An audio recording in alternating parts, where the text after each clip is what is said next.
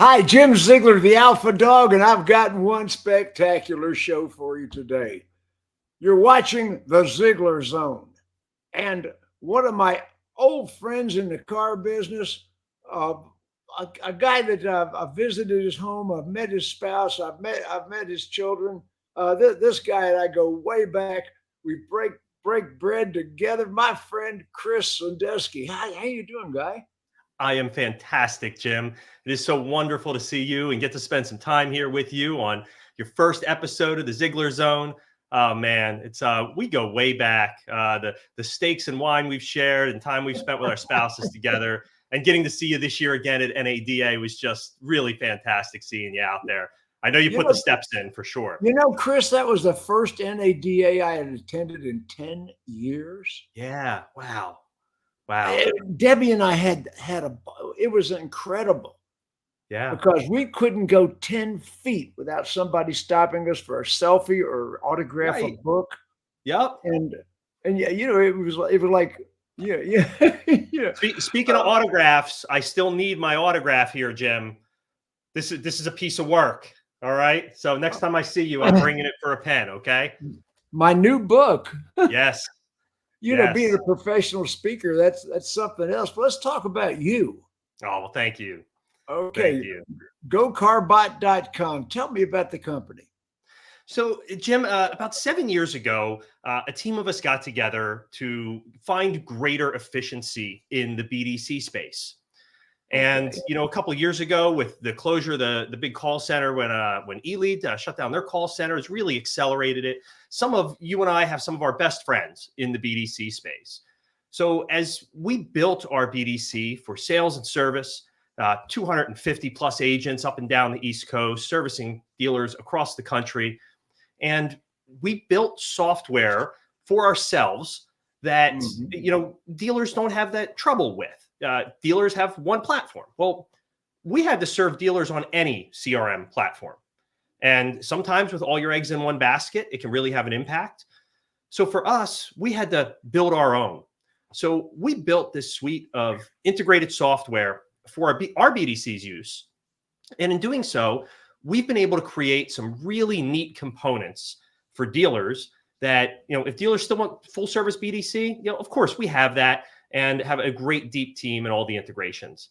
But with our GoCarbot software, you know, picture it like Inspector Gadget. Inspector Gadget was, you know, when I was a kid, it was go gadget this, go gadget that. And there was a tool for every problem he came across. And that's the platform of GoCarbot. Whether it's automation, AI, humans, whatever piece you need to find some efficiency in the store, that's what we can do with GoCarbot. Well, you know, Chris, a lot of negatives about offsite BDCs. A lot of people are down on the concept. What is the advantage of an offsite BDC? Now, I mean, you're stepping on some people that are sitting out there and say, wait a second, you're going to take my job. You know, tell me about it. So it's not about taking a job. It truly isn't. Okay. Everyone, I truly mean this. There's at least a single full-time equivalent at our company for every dealer we service. And we have some dealers that are only 100 or 200 leads. Most dealers who have spent time in BDC in store, unless you get that formula perfect and have perfect managers and operate in the top 1 to 5%, which, you know, by that measure, most don't operate in the 1 to 5%, right? There's a way to find greater efficiency offsite. The negatives, you lose control a bit, but you really don't. You still have a BDC manager to come to. You still have an account team that services you. The negatives are, well, you don't have to worry about anybody's vacation. Is that a negative? I don't know. Well, for some, it may be. But to have guaranteed attendance for all of your business hours or more.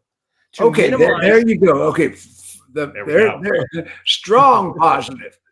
Guaranteed attendance. They show up on time. Yes. They're always there for you. You're not rehiring employees that come and go. Okay, so an offsite BDC. A lot of dealers don't even have a BDC. And how small a company are you working with? Listen, for any dealer, ours really go by hours.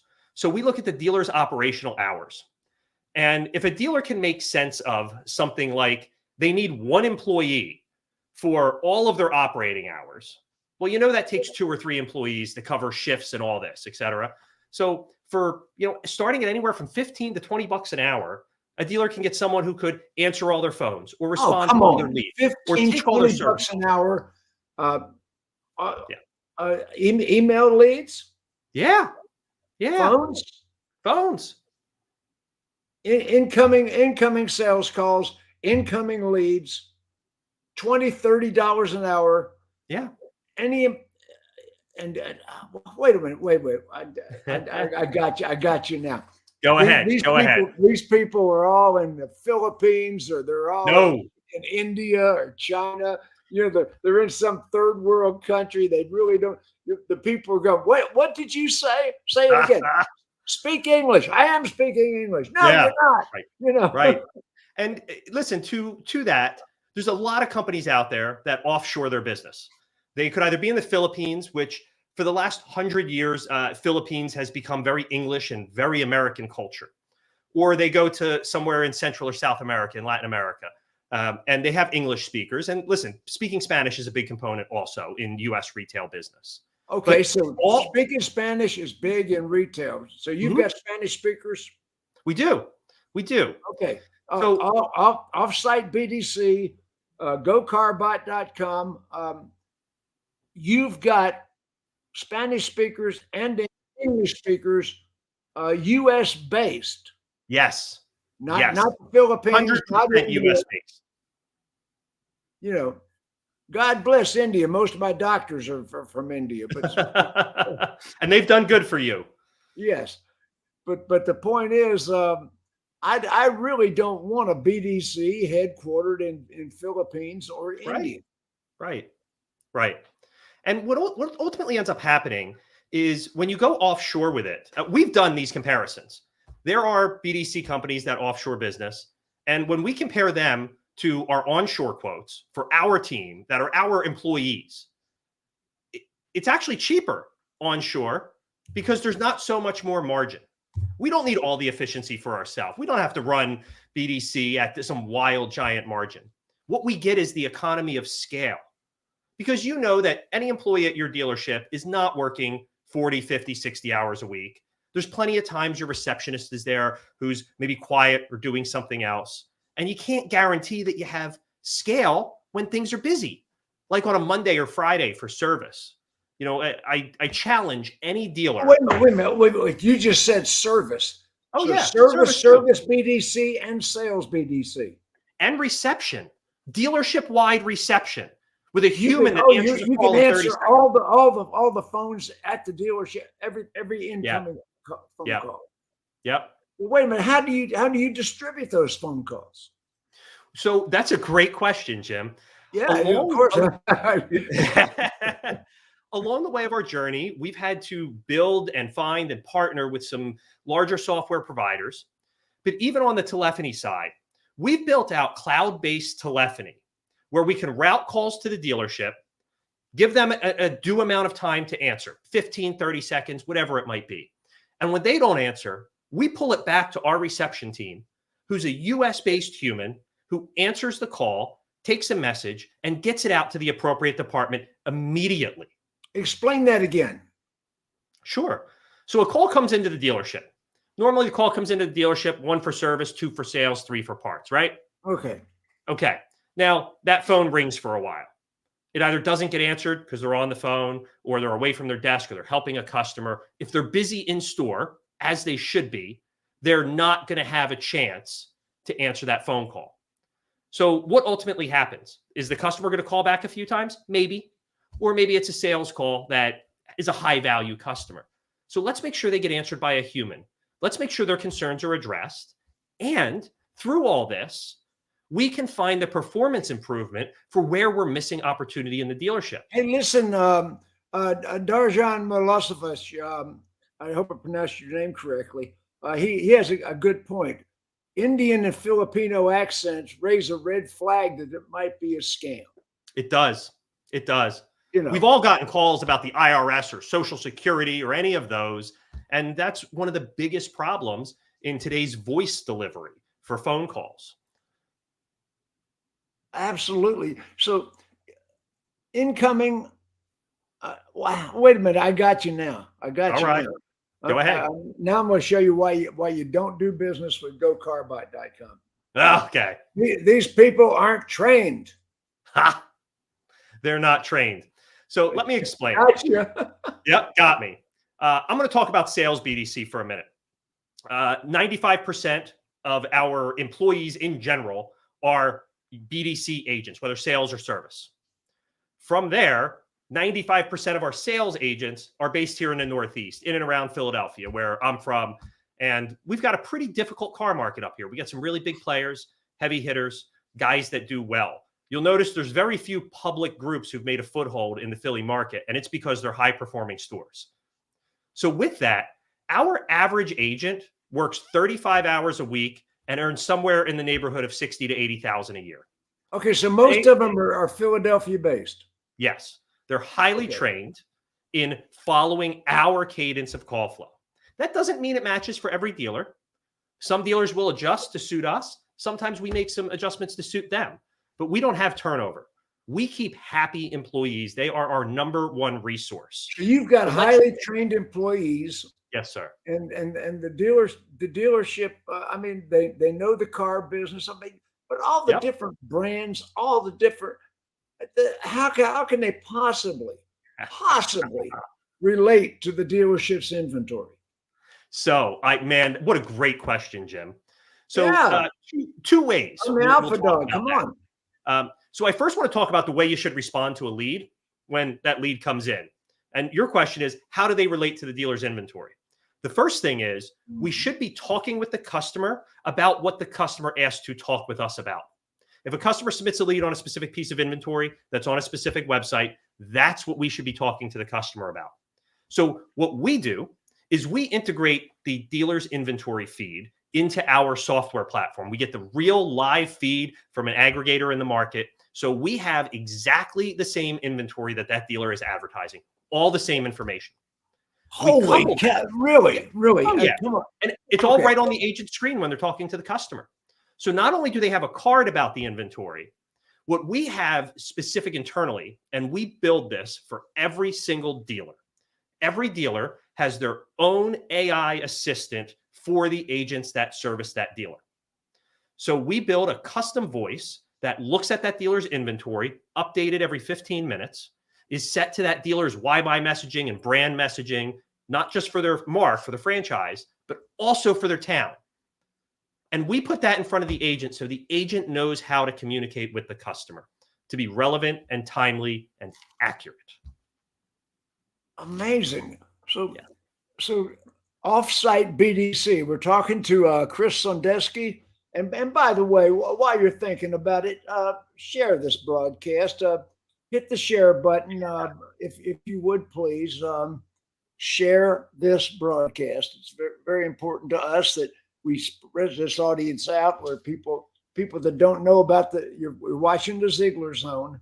And I'm talking to my guest, good friend, Chris Sondesky. And like I say, we visited. How's Lexi doing, by the way? It's funny you bring that up, Jim. 2 weeks, she turns 21. Holy cow! I know, man. The time flies, and I'll tell you, I feel like she was just maybe 10, 11, 12 years old the last time you were over for dinner, and we had those steaks. So she's here and she's doing awesome and living her best life. And we're looking forward to Lisa? Lisa is fantastic as always. We had a baby right in the beginning of COVID. I heard you had another one. Yeah. Golly. Yeah. So Sydney will be 4 in August, which has been an awesome journey being here and doing it again. It's been absolutely wonderful. Wonderful. That is absolutely amazing.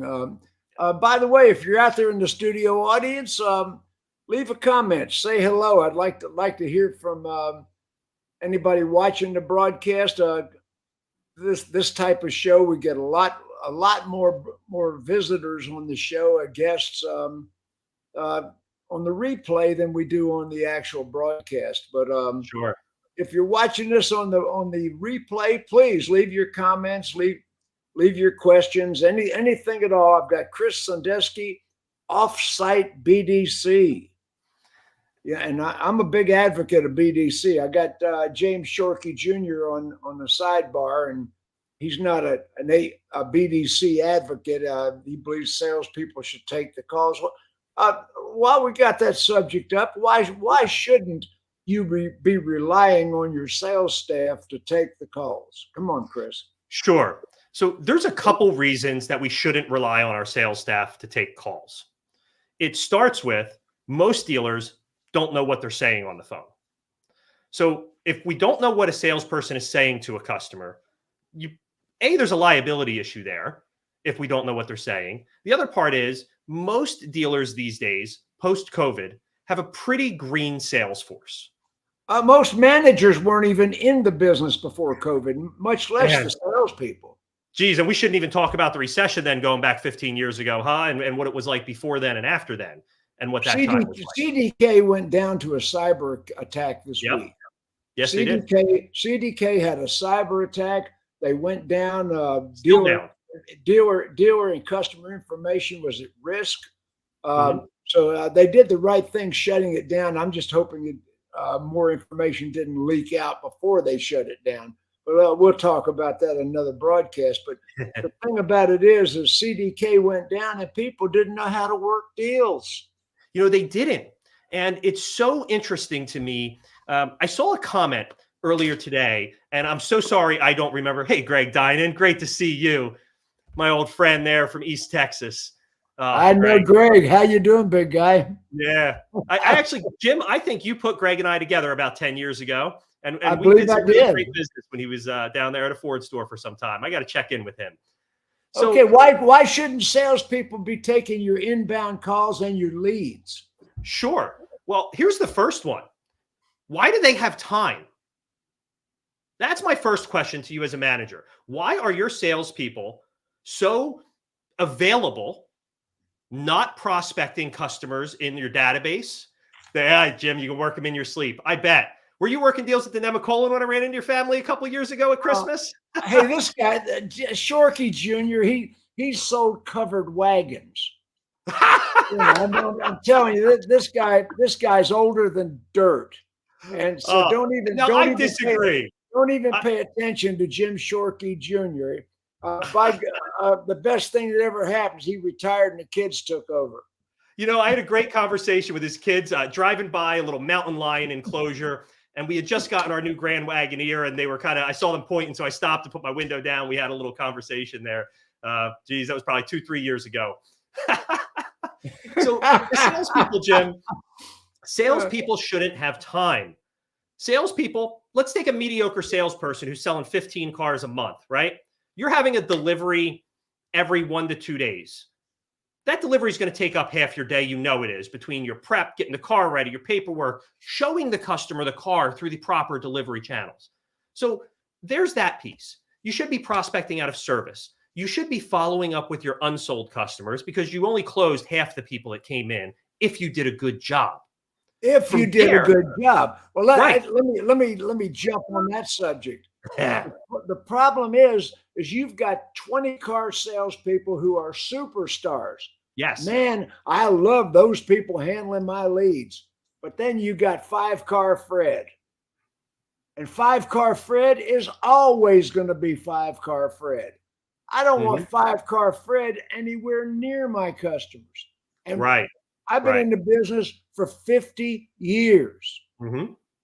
50 years. I'm a record-setting salesman manager. I've got the track record on my website. But I'll tell you what, I remember when Stuker and Traver and all the phone rooms came in before there was internet. Yep. I mean, the phone rooms, you couldn't beat the salespeople hard enough to stay in the damn phone room. Right. I mean, and salespeople are still that way. They don't want to do this. I mean, excuse me, give me a hot lead. Give me an up walking on the lot. That's it. Give me a lead that you've already processed. Yes. Yes. Yeah. And So to Jim's point down here, he says it's illogical. They shouldn't have time to take ups. That's exactly my point. The salesperson should be taking ups, selling cars, and following up with unsold and prior customers. The salesperson has an in-person relationship. They have physically spent time together.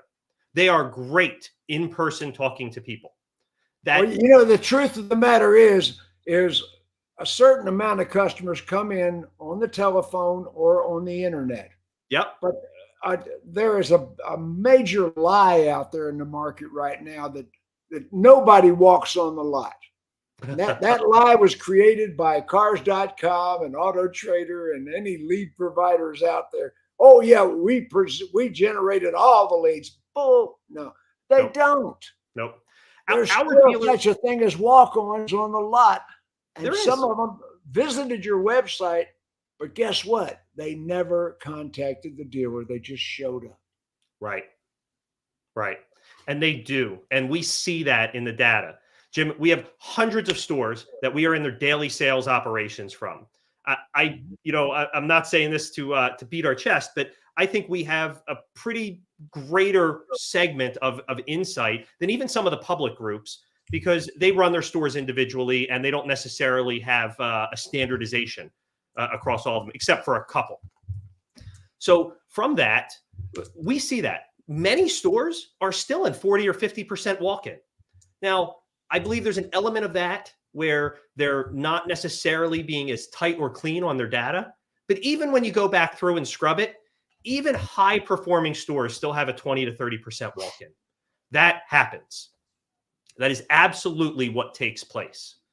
So you're right. You don't want 5-car Fred taking phone ups, because 5-car Fred's going to burn through them. So let's have dedicated phone people, dedicated people who write well. Salespeople, by and large, aren't spectacular writing via text or email. They're maybe a little bit better on the phone. They are best in person. So keep them on that path. Keep them in person. Even if you're working a car deal over the phone, that's still not a car deal till it's over the curb, till that customer comes in. It's at the high end, 5 to 10% of sales are happening digitally. That means 90 to 95% of sales are happening the same way we've been doing them for generations. So why aren't we focusing on that process? You can't hack process. Absolutely. So we're talking to Chris Sondesky. This is the episode 1 of the Ziegler Zone, and we're talking about offsite BDCs. And we're not talking about India. We're not talking about the Philippines. God forbid. No, we're talking about U.S.-based BDC people that are highly trained, people that are. Tell me more about your staff. Sure. So our staff is a really diverse background staff. All of our managers have been sales managers in a retail environment and know how to be a sales manager in communicating with a customer via phone, via text, via email. They know how to move that customer down the funnel and get the customer either in store or primed to talk to a manager who they're ready to work a deal with. Because there are returning customers. Customers will want to pre-work some deals. And we see it regularly. Regularly, a customer has very reasonable expectations and is saying, here's where my deal is, Mr. Dealer. Can you get me there? And they will. They just need to believe that it's going to happen. They need to not have sizzle. They need steak. They need to know what it is, because they've been shopping for cars. They've shopped pre-COVID. They shopped post-COVID. They know what it's like. Many of these people paid sticker or more for a car in the last few years. That's okay. Absolutely okay. Dinan's got a comment. Yeah, there we go. So CRM is a Big Chief tablet. That's interesting. So Greg, we should chat about mining your data. Let's talk about data mining for a bit. You know, a lot of times we go into a dealer and they'll ask us, will you use our data mining platform, et cetera, because they have some side data mining platform. And the conversation we go through with them is, do you think a customer wants to buy a car when it's our idea or when it's the customer's idea? And the answer is the customer's idea. We know this from sales. You have to make it your prospect's idea. That's how you get them to say yes. That's why you won't ever find us doing outbound marketing. For its entirety over the last 7 years, 100% of our business has been referral or organic business that has reached out to us, or introductions such as you've made for us, Jim, because that's how it happens. Why am I going to go out and try and convince somebody to do what we're doing? I don't want to have to sell you on the idea. You need to understand the value of the idea. So in data mining, we should be staying in touch with that customer through their whole life cycle. If they're not a service customer, you should know why. You should have offered an opportunity to bring them into service. Our best dealers will hand out free oil changes like candy bars to a customer that hasn't been in the store in the last year. You know, I spoke at an NADA convention in New Orleans some years back. And one thing I said is that dealers spend all of their advertising budget advertising for strangers. Yes. And they have no retro budget for people that already bought from you. Your past customers are your best and cheapest source of new business. It costs less. It costs way less. And you know, I'm going to go to a high school reunion this summer. And no, it was like a one-room schoolhouse, right? That you walk both. No, there were 700. That was Shorkey. Shorkey went to a wooden schoolhouse with a. He wrote on a slate. You know, Abraham Lincoln was a classmate of his. You know. So anyway, I got a class reunion, and there were 700 people in my graduating class, and some of them have moved on and passed on, but there's still a sizable number of them. I asked people, how many people in your high school class do you know and associate with? You let those people, you knew all of them at the time, but you let them drift into the past and evaporate. That's what car dealers do. Your customers drift into the past and evaporate. We don't keep the customers with us. You know, right now, relationships are value. Yes. I mean, the most powerful people on earth are those people that influence the most other people. That's right. That's right. But we're letting our current customers drift into the past, evaporate, and we're charging into the future, advertising for new people, strangers, and we're going to let those people drift into the past. What if you gathered people and added to them? That's right. That's right. And we know the best salespeople, that 20 car guy, that 25 car guy, that 30 car guy, they prospect themselves. They have their own book of business. He's the guy with the corner office who has his own customer base comes in. The problem is most of those guys today became managers, GMs, etc. And now they're all just house deals and we kind of forget about them and they help pad the other guy. We don't work our database properly. We don't find out why customers aren't continuing to do business with us. Well, you see, most people think of data-based marketing as equity mining. No. Equity mining is a small part of database marketing. I'm going to tell you right now that I have audited dealerships that had 100,000, and I'm talking about a chain of dealerships. Wow, 100,000 dead leads in the CRM, in the system. Yep. 100.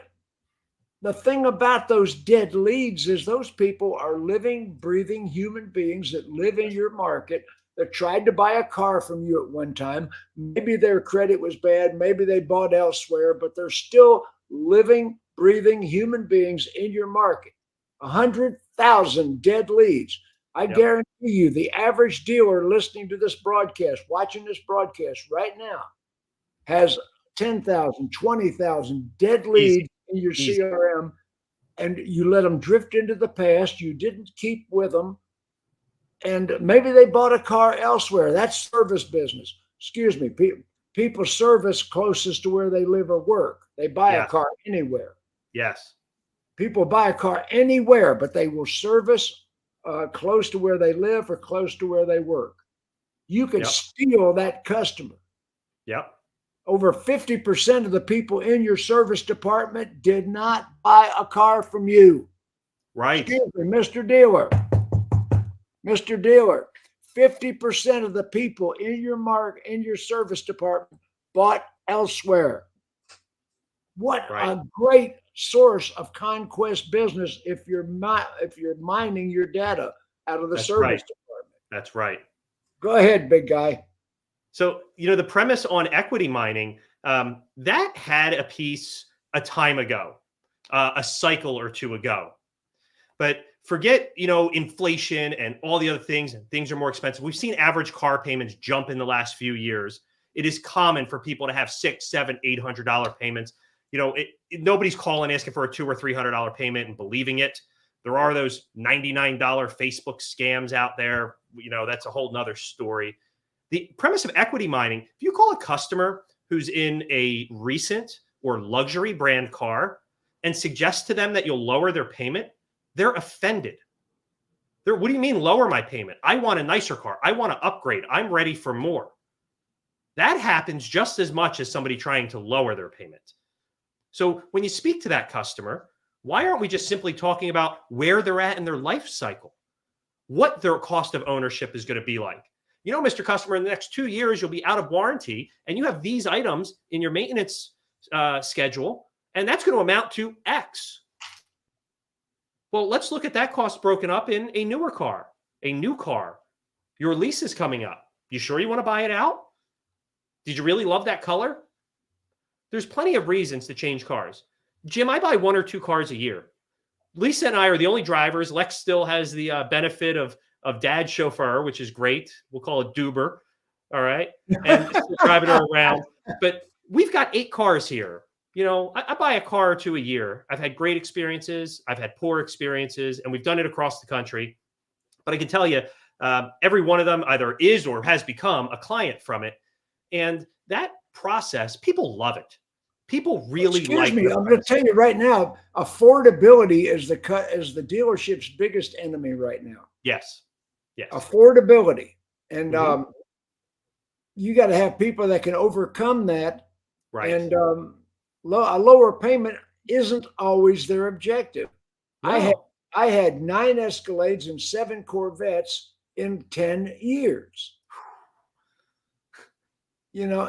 This is when I had a contract with General Motors that I had 9 Escalades and 7 Corvettes. My buddy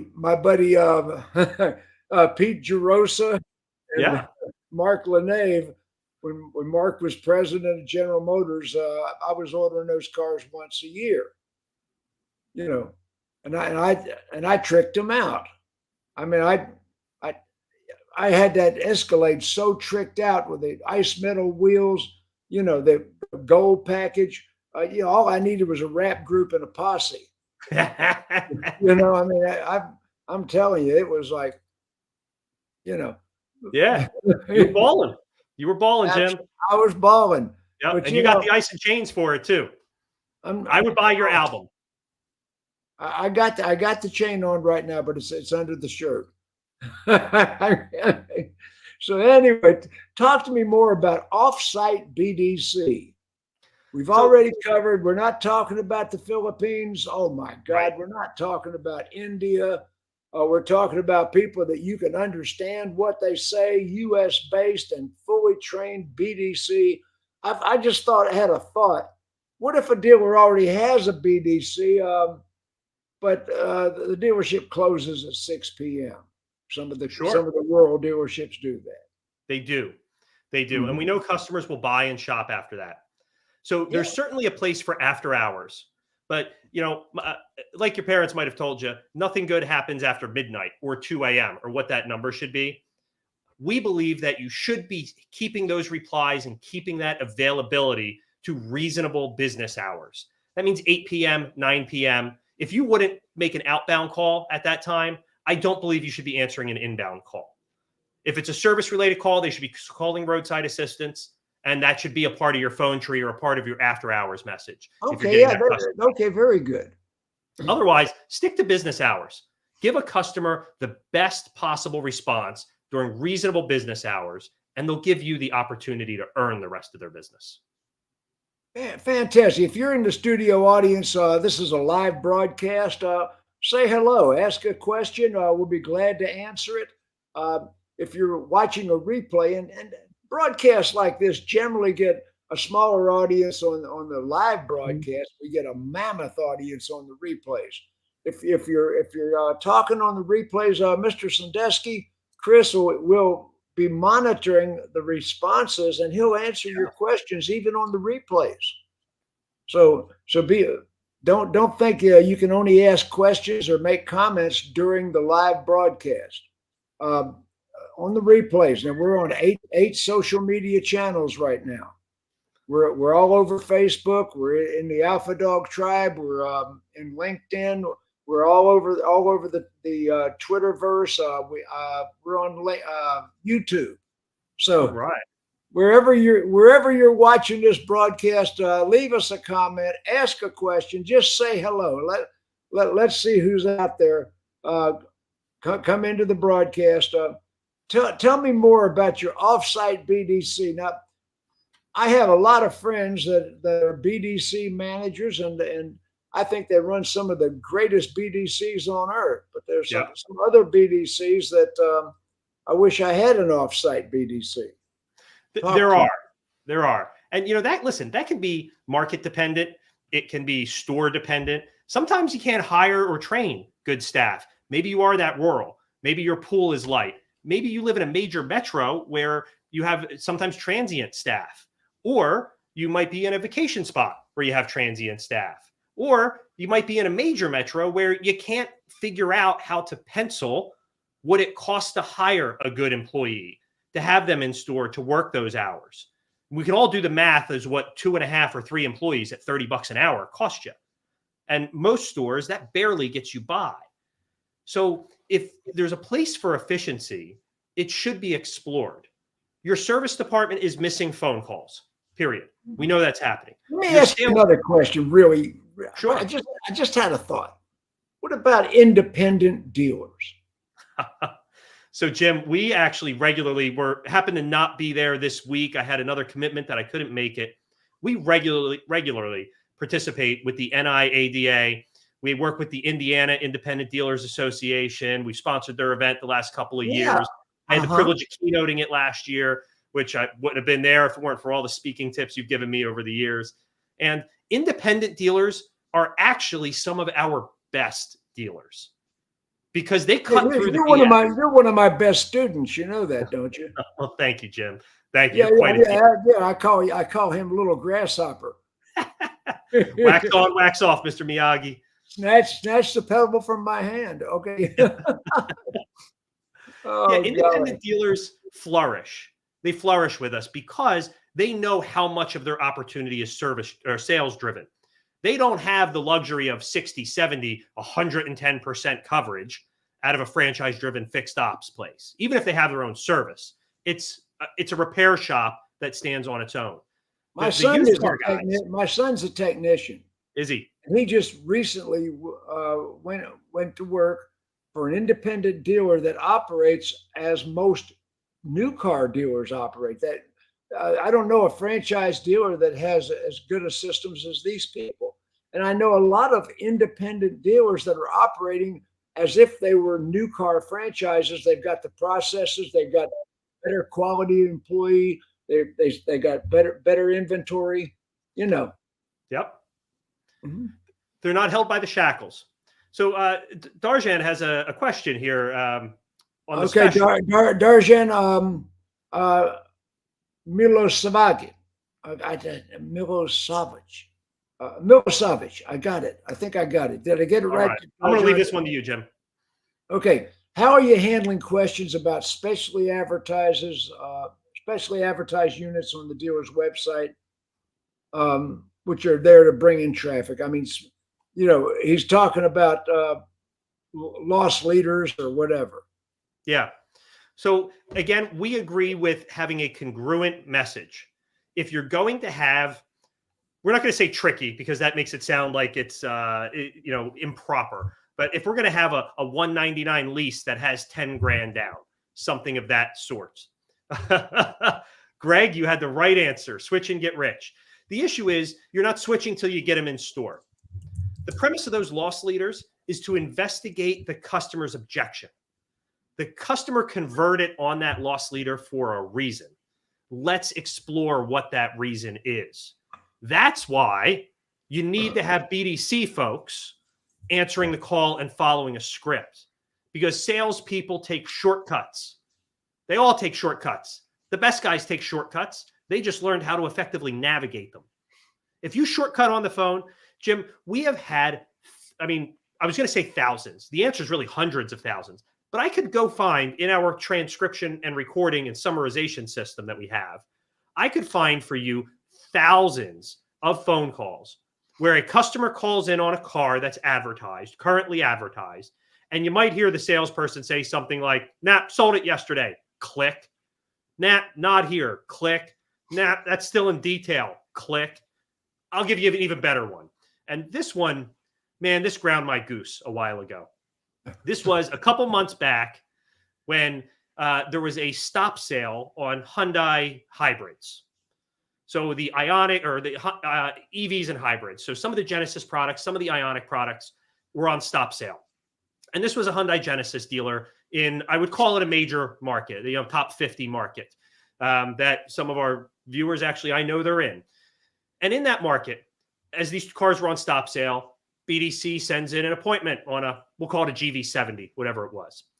And the general manager of the dealership writes back to us. He goes, no appointments on these cars, gives us a list of the cars and says, they're on stop sale right now. There's a recall that needs to be fixed.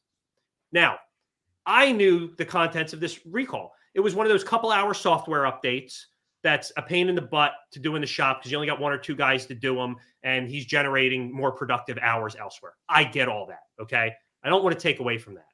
But here's my question. If you were really a good car guy and really good at selling cars, wouldn't you bring the customer in, show them their options, talk about what's happening, and then complete the retail if they chose the recall, if they chose to take delivery? Why are you telling them no before you even showed them a car? Why? Yeah, exactly. Oh my gosh. See, that's the difference. You're a car guy, and a lot of these offsite BDCs are run by people that are not car guys. You understand the car business. It's innate, and it comes from experience. Even that old crab Shorky's agreeing with you. That's right. You got to bring them in. You're not, by and large, you're not selling a car to someone that is not at your dealership. Why would you ever stop someone from coming in your dealership? Is it because you don't know how to handle a customer objection? Just because you got a stop sale? Yeah.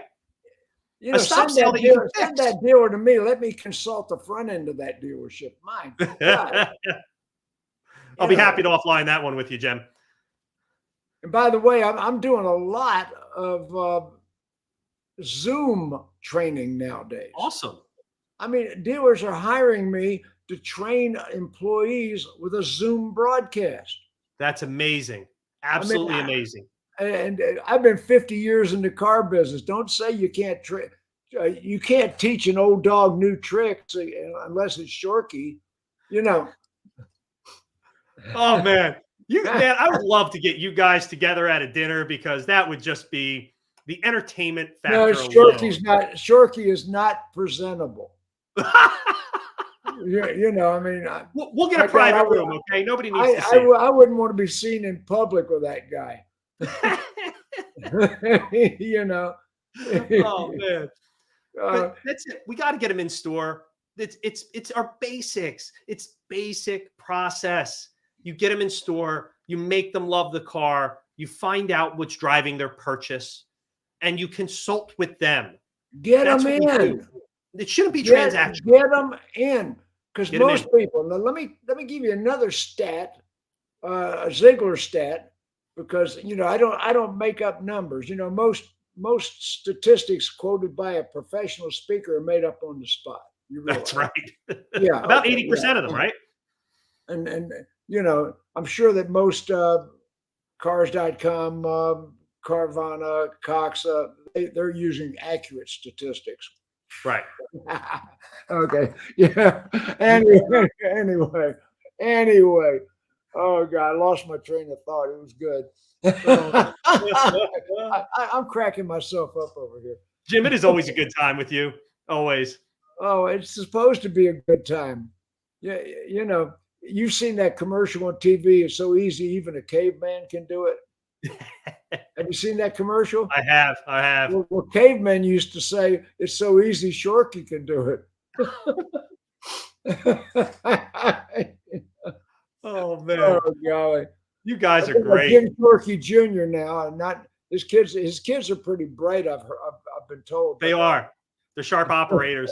You know, Yeah. I'll tell you, every time I'm out in that area and I go by a Shorky store, I smile because there aren't a lot of stores in that area that perform the way they do, even with a couple of the public group roll-ups. It's great to see that another generation has carried it through. And, you know, they have such a brand name out there. I mean, I'm a Philly guy, so, you know, Pittsburgh is a world away. That's a, 5-6 hour drive. Yeah. I'll tell you what, I have spent a lot of time in Pittsburgh. And the bow tie guy is a good friend of mine, Scoop, Mike Engel. So yeah, I know that Philly market fairly well, and I know that Pittsburgh market pretty well. Yep. So I have been in 49 states. I think it's because you're afraid of the cold that you haven't been in Alaska. I've caught ups, I've desk deals, I've done F&I, I've taken TOs in 49 states. Mm-hmm. I just never made it to Alaska. Don't intend to make it to Alaska. If you're listening to this broadcast in Alaska, excuse me, I'm not coming. I'm not going to do it. Yeah, that would be a lot of layers. layers. How can I get in touch with you? Well, listen, the easiest way to get in touch with me is just hit me on LinkedIn or call my phone number. My cell phone number is right up there. You can hit our website and a nice, easy form on there. I'll be the one to call you back. I'd be happy to reach out. We have so many different. What is your cell phone number since you put it out there? Well, sure. It's 267. Okay. 278. Slowly. 267. 278. 278. 1942. 1942. I know what tricky stuff are you doing on the screen now, Joe? Oh, there we go. I just put your phone number out. Give me a call. Give me a text. My bubble's blue. You know what? If you know what that means, it matters. Yeah. So yeah, absolutely. I put your cell phone number out there. Every channel we're broadcasting on right now. So yeah, call. Chris especially likes calls at 3 a.m. That's the best time. Yeah. There it is, right there. Thank you, Jim. So anyway, you want to get in touch with Chris Sondesky. That's his cell phone number. Like I say, Lisa, his beautiful wife. I mean, one thing about Lisa, don't ever allow her to get her vision corrected. She actually just got glasses recently, and I'm kind of afraid, to be honest. Yeah, I've had to call a new stylist. She gets a look at you, pal. It's over. Yeah. I've also noticed Debbie doesn't wear glasses. Back off. my show, my jokes. All right. Okay. Tell me about gocarbot.com. Tell me about Offsite BDCs. What's the positives? What's the negatives? Okay to repeat yourself because the audience comes and goes. Yeah. I'll be happy to. And here's the thing I want to point out. A lot of dealers haven't gotten on board with the concept or haven't had a great experience with one. Because if you add up every BDC company out there, every one of us that provides these services, you could count them probably all on both of your hands. All right. All of them. And we've done the math on this. It's less than a 3% market share of car dealers use an offsite BDC. That number has tripled in the last couple of years, by the way. But with that, there are choices, but you have to find the right personality fit. Not every BDC provider is going to be a fit for your store or your market or the way you do things, but there's an efficiency gain. You will gain a net efficiency from cost to productivity. Your people in store, no matter what you do, can't make as many calls as our folks. And we're not using progressive dialers or any of that thing. We're calling every customer one-to-one, handling text, handling leads, getting those first quality responses out. We just had one of our Mercedes stores provide back their mystery shops to us. There were 3 of them in a month, AAB. The B Wait a happened minute, on the mystery shop. Now, that's something you haven't talked about. We haven't, because here's why. I actually don't believe in the premise of a mystery shop. Why are you mystery shopping yourself when you can just look in your effing CRM? Sorry. Like that really gets to me. You have all this data. Go pick 10 leads and see what happened with them. Don't submit a mystery shop that never matches consumer behavior. It's why we can always find them. And you never answer the phone. You have bad emails or fake emails. If you're doing any data appends, like we do for our clients through big providers, so we have all of the external information on a customer, we know that they're invalid. It's very easy to flag a fake customer. That's why we want to put resources to real customers. You use other providers in so many different places of your dealership. They're specialized. Nearly every dealer has an F&I company that helps them with all the other things and helps them get their F&I processes in place.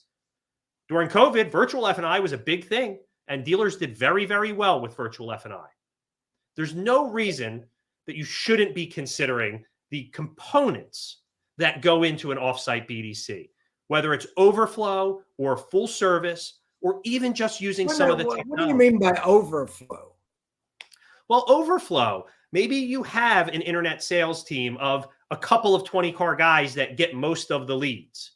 Again, they're not going to get every lead. Why not have a team behind them? Why not have a team that they work hand in hand with?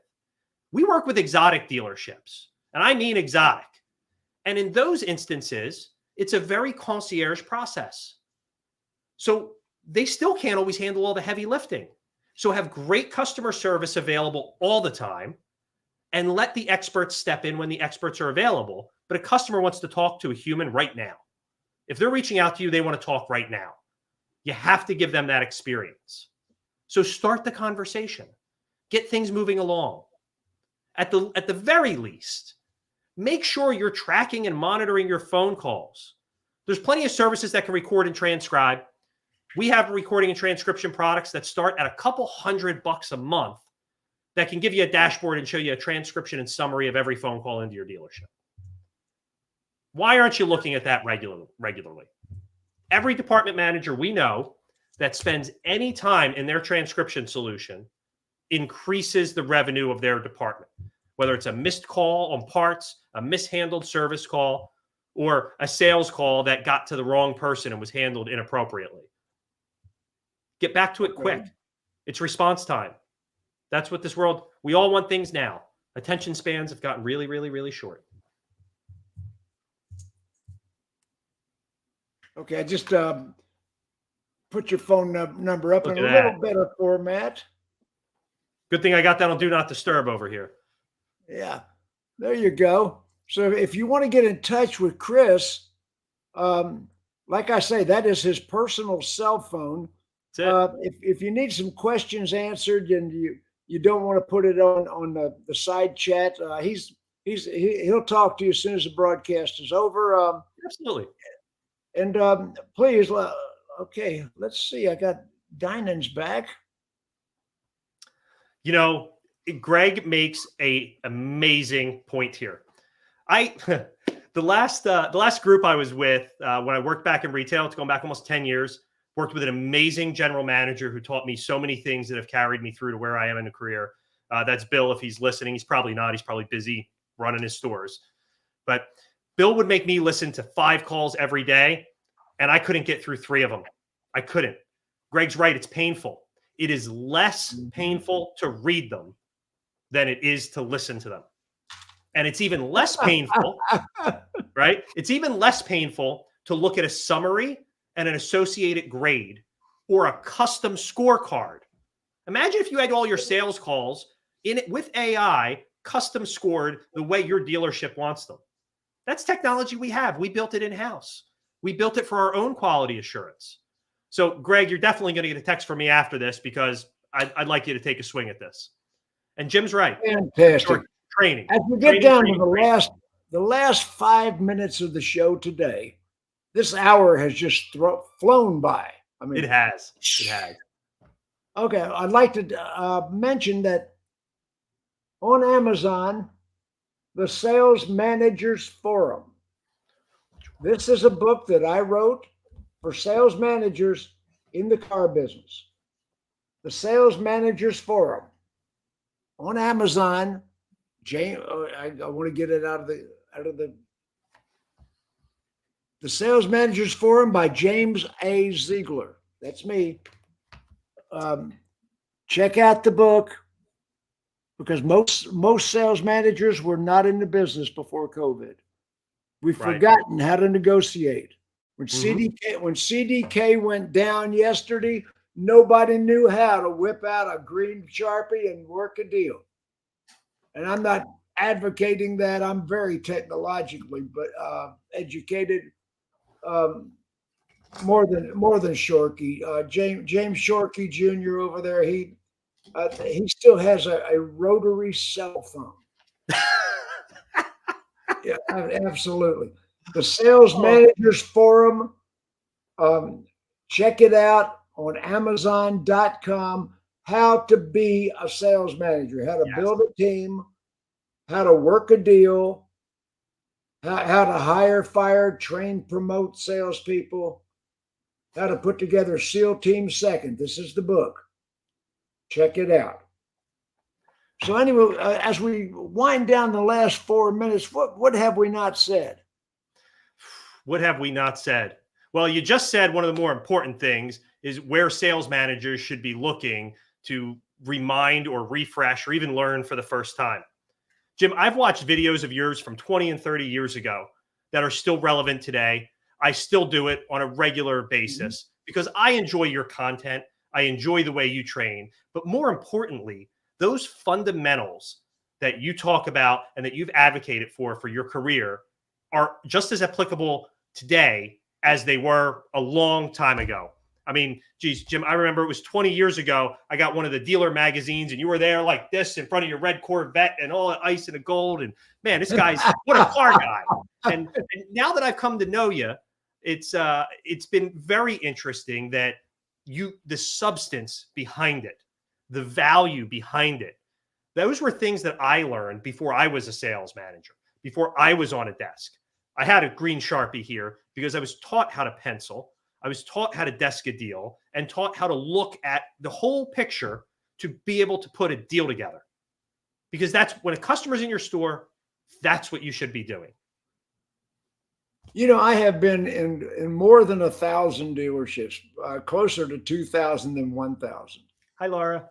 You know, oh, there's Laura Hayes. Hi, kid. We should chat about her the other day to the fan. Yep. I think Laura Hayes is one of the greatest people in the car business. She is. She is. Many years. Laura Hayes, glad you're here. There she is. Oh, looking good. Look at that picture. Hollywood model. You know.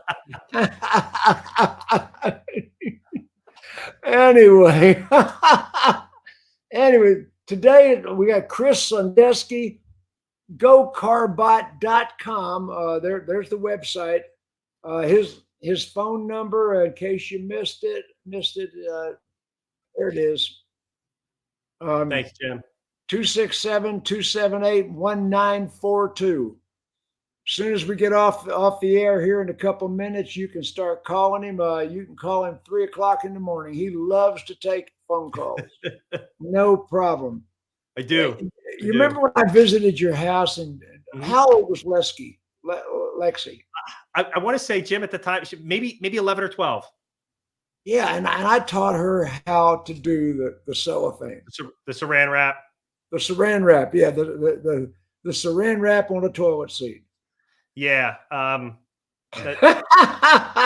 had its challenges when we went to the grandparents' house. Absolutely. And, you know, I've got, my sister won't even allow the kids be around the grandkids. Because I teach them such bad habits.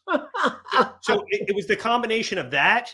And then maybe about a year or two after that time, our good friend Stacey Ellison came up, and she brought a jug of peach moonshine. Oh, and yeah. It was with that we learned that Lisa is not allowed to drink moonshine. So the things my kids have learned here in the car business. Whew. Well, listen, big guy, we have exhausted an hour. I had an hour allotted. We were on eight channels on social media. This has been Ziegler Zone Volume 1. Wave goodbye to the people. Jim, thank you so much. Really awesome being here with you today. Take care. You too.